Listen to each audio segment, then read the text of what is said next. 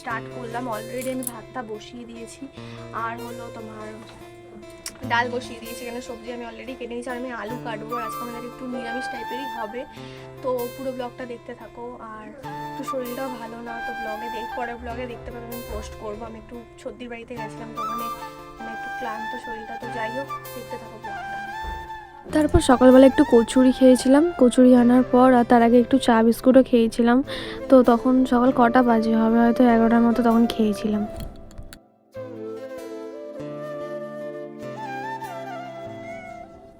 মাছ দি ভাত।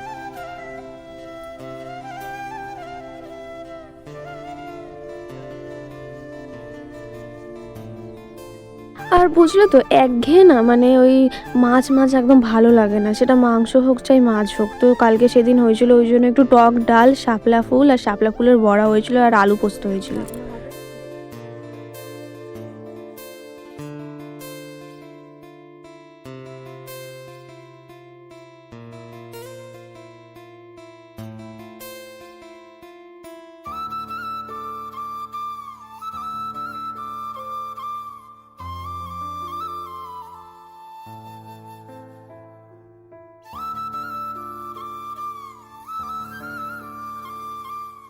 আর যেটা বলার, আমাকে না আলুর মানে পোস্তটা বাটতে দিয়েছিল। এবার আমি শিলনোড়াতে বাটতেছিলাম, একটা মানে পারি না বলতে পারো, মানে শিলনোড়া নামেই নড়ে কিন্তু কিছু মিহি আর হয় না। আর আমি এখানে এমনকি জল নিতেও ভুলে গেছিলাম।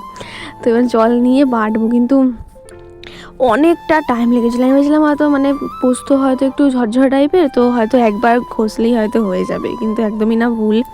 আমি জল দেওয়ার পরও বাটতে পারছিলাম না। তো আমার পাশ থেকে শাশুড়ি বলছিল যে তুই হিলতে থাক, দেখবি ওইটাও হিলে গেছে। তো ওইটা নিয়ে হাসাহাসি করছিলাম। তো আমি লাস্ট অবধি বাটিও নি, ওটা উনিই বেটেছে। আমি রান্নার দিকে চলে গেছিলাম। তো দেখতে থাকো ব্লগটা পুরো, আর প্লিজ চ্যানেলটা সাবস্ক্রাইব করে দিবি। আমি ডেলি ব্লগই পোস্ট করি, আর আমি জানি না কোথায় ঠিক হচ্ছে না হচ্ছে, কারণ আমি প্রথম চ্যানেল খুলেছি। তো কিছু যদি ভুল হয়ে থাকে আমাকে অবশ্যই কমেন্টে জানিও, আর দেখতে থাকো।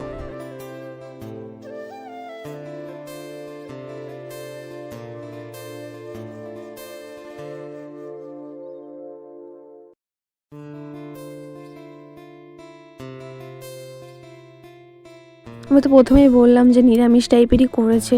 তো ওই যে প্রথমে আলু পোস্ত ছিল, তারপর ছিল শাপলা বটি, আর ডাল করেছিল টক ডাল, আর তার সাথে আরেকটাও ডাল ছিল পেঁয়াজের ডাল। কেন বাবন হলো টক ডাল খায় না, তার জন্য। আর সাথে ছিল গরম ভাত। আর আমি এখন ওই শাপলা ফুলের বড়াটাও ভাজছিলাম। আর কীভাবে ঘেমে গেছে শুধু একবার দেখো, মানে এত গরম পড়েছে কিছু বলার নেই। আর যেটা বললাম, মানে ডিম তো ভাজতেই হবে আসার পর, ওটা বাবন ডিম ভাজছিল, এদিকে বড়াটা ভেজে তুলে নিয়েছিলাম। আর ডিমটাকে ভাজছে একবার দেখো ওরকমভাবে।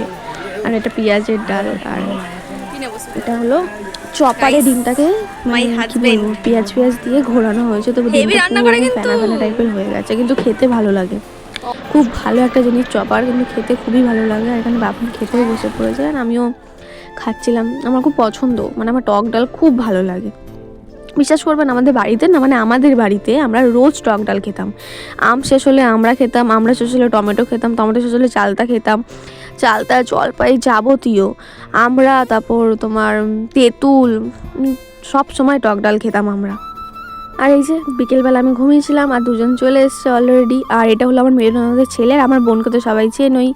আর এরা এই যে খেলছিল, মানে কি একটা বানাচ্ছিল কাগজ দিয়ে, আমি জানি না। আমি ওকে বললাম টিভিটা একটু বাবু সাউন্ডটা একটু আস্তে কর না। খুব ভালো বন্ধুরা, বুঝলে তো। এদিকে আবার একটু ঝগড়াও করে নেয়। আর আমরা তিনজন মিলে খেয়েছিলাম চা বিস্কুট, তারপর খুব মজাও হচ্ছিলো। যাই হোক, এই যে একটা সন্ধ্যের টিফিন ছিল ঝালমুড়ি আর নিমকি চাট। আমরা ঝালমুড়ি নিমকি চাট খেয়ে নিয়েছিলাম। আর আমি রাতে আবার রান্না করতে বসেছিলাম, সেটা হলো মনে হচ্ছে আমি ঠিক ভুলে গেছি কি বসিয়েছিলাম।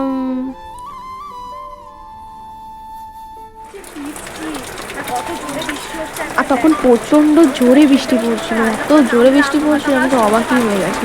দেখো কত জোরে বৃষ্টি পড়ছে, মানে ভয় লাগে। আমাদের এলাকাতে না বৃষ্টি পড়লেই জল জমে যায়। মানে একদিক থেকে ভালো লাগলেও একদিক থেকে একদমই খারাপ লাগে। আর আমাদের তো শুধু জলটা জমে, আরও ভাবে তো কত কত জায়গায় কত লোকের প্রবলেম হয়, আরও বেশি প্রবলেম হয়। আমাদের রাস্তাতে জল জমে।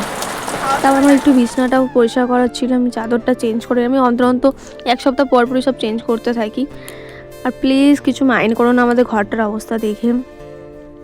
কিছুদিন পরই হয়তো এই ঘরটা নতুন হয়ে যাবে একদম। তো এখন আমরা এরকম ঘরেই রয়েছি।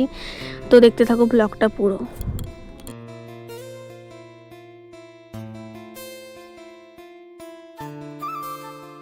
আর এই যেগুলো ধোয়ার জন্য রেখে দিলাম, পরের দিন হয়ে যাবে। আপনকে দেখো অল টাইম স্নান করতে পারলে বাঁচে। আর খেয়েও নিলাম। তো প্লিজ চ্যানেলটা সাবস্ক্রাইব করে দেখা হচ্ছে নেক্সট ব্লগে।